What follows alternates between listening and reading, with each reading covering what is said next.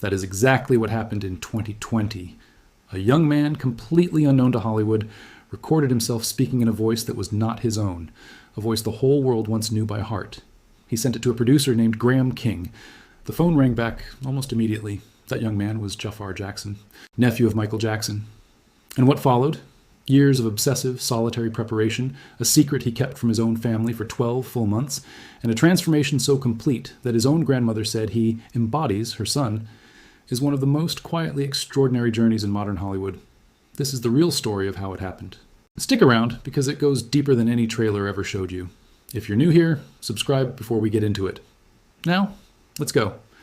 Number 2, the wait. Nobody talks about. Everyone wanted to know one thing when this casting was announced. Could he actually pull it off? Could he move like Michael? Sound like Michael? Recreate the voice, the he, the impossible stillness before the explosion of motion that once stopped stadiums full of people from breathing? That's what the headlines focused on. The dance training, the $200 million production, the global casting search that ended not in a boardroom, but with a single audio clip sent from an unknown 20-something to one of the producers behind the project. But there's a part of this story that rarely gets said out loud. Jaafar Jackson was 12 years old when his uncle died on June 25th, 2009. Not a legend to him, not an icon, an uncle, a man who showed up for family game days, a man who took him to Neverland for hide and seek and candy and rides. Jaafar has said it plainly in interviews. Those were, in his words, simply wonderful times. And now, more than a decade later, he was being asked to spend years living inside that same man's most private memories, his most guarded pain, his most unreachable loneliness, for a film the entire world would eventually watch. That tension between family member and role of a lifetime is the real engine of this story. Because here's the thing people forget when they talk about biopics. Most actors who play a real person are stepping into the life of a stranger. They can study footage, read biographies, build a character from the outside in, and walk away from set at the end of the day as themselves again. Jaafar didn't have that same distance available to him. Every rehearsal, every line, every gesture was tied to someone he had actually spent time with, actually laughed with, actually lost far too soon. The research and the memory were tangled together from day one. Number 3, the secret. He kept for a year. Here's something that barely made the press tour.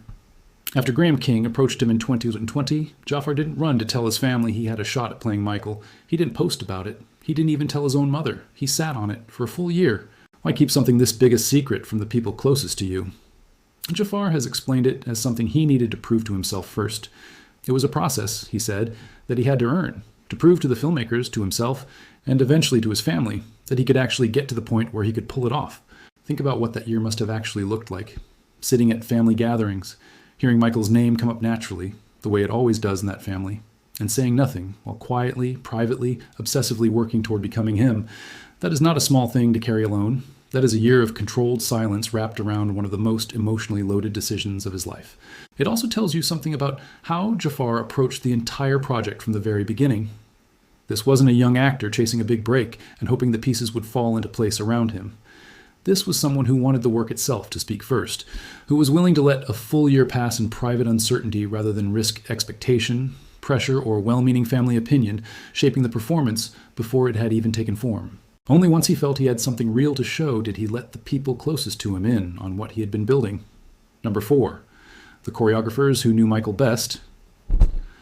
To learn the movement, Jaafar didn't go to just any dance coach. He trained under Rich and Tony Talawega, the very choreographers who worked directly with Michael Jackson himself.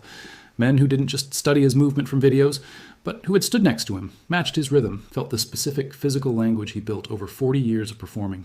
That is about as close to the source as a person can get. And the training wasn't gentle.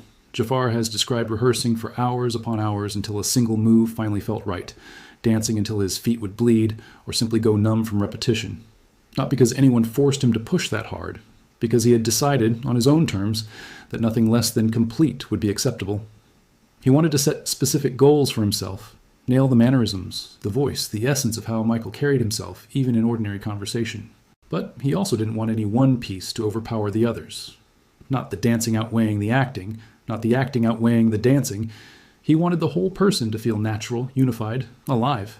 That balance, chasing something whole rather than a collection of impersonated parts, took years to find. It's also worth remembering that Jaafar didn't arrive at this training as a total outsider to movement.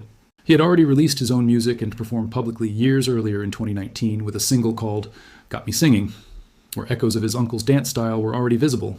But there is a wide gap between channeling someone's influence in your own artistry and being asked to become that person, frame by frame, for a global audience that grew up worshipping the original. Closing that gap is what the Talawega brothers training was really about, not adding new skills, but stripping everything down and rebuilding it around one specific, irreplaceable body of work. Number 5, sleeping in Michael's old room. At a certain point, Jaafar stopped treating this like a role he was rehearsing from the outside. He moved into it. He began sleeping and rehearsing inside Michael's old bedroom at Havenhurst, the Jackson family's compound in Encino, California. Here's the detail that makes this different from an ordinary actor's method. Jaafar didn't just study that house. He grew up in it. He has personal childhood memories of Michael inside those same walls. Being back there for rehearsals, in his own words, felt crucial.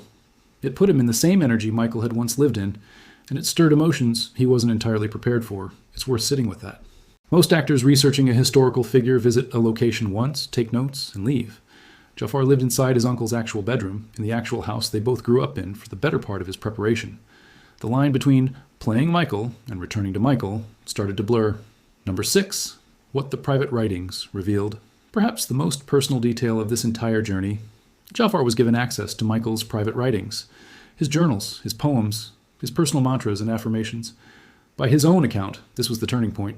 He has called it a genuine breaking point in his process. Not simply research, but something that changed him.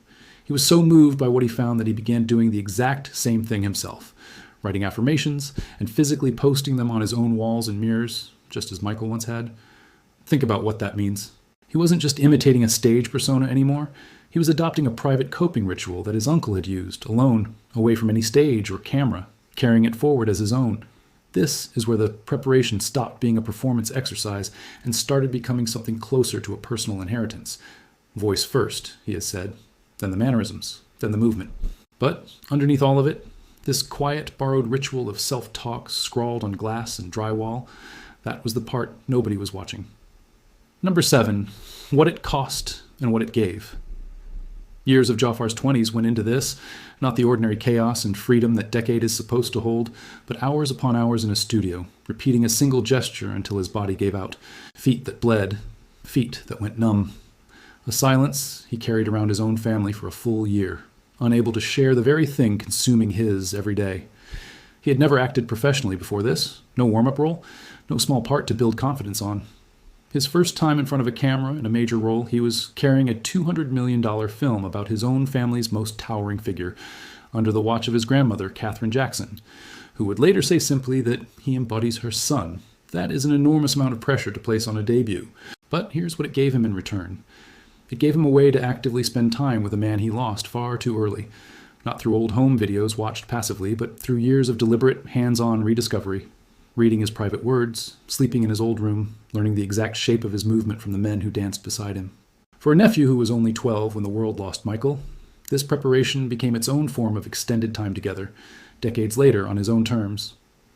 When the film finally reached theaters on April 24, 2026, early reactions singled him out directly, critics calling his performance genuinely grounded, electric, one of the strongest of the year, even as some reviews pushed back on the film itself. Whatever the film's broader reception, the transformation at its center was undeniable. There's something almost humbling in how Jaafar frames the whole experience. He didn't describe it as chasing stardom. He described it as a process he needed to earn, something he owed to the filmmakers, to himself, and most of all to his family. Not a launchpad, a responsibility. He spent years training his voice, disciplining his body past reasonable limits, borrowing his uncle's private rituals as his own, and living for months inside the actual rooms where Michael once created some of the most influential music in history, and he did it quietly. A full year of silence before his own mother even knew. That is not the story of an actor chasing a franchise. That is the story of a nephew trying to close a distance that death opened when he was only 12 years old, using the only tools he had: discipline, patience, and years nobody saw. If this story resonated with you, hit like right now, subscribe if you haven't already, and turn on notifications so you don't miss what's next. And drop a comment. Which part of Jaafar's journey stayed with you the most? I read every single one.